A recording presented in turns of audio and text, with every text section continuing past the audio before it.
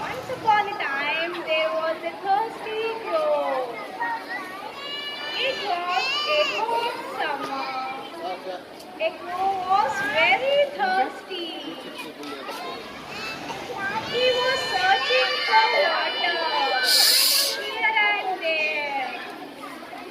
He was searching for water here and there and saw a pot with a little water. He flew down to drink, but could not reach the water.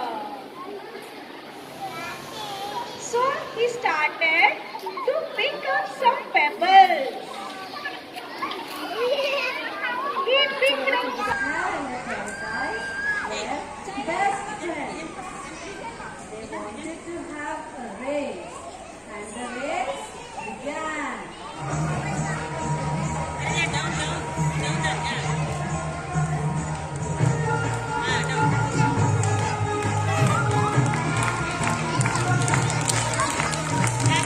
Madam madam ఈ phone పట్టుకోండి phone పట్టుకోండి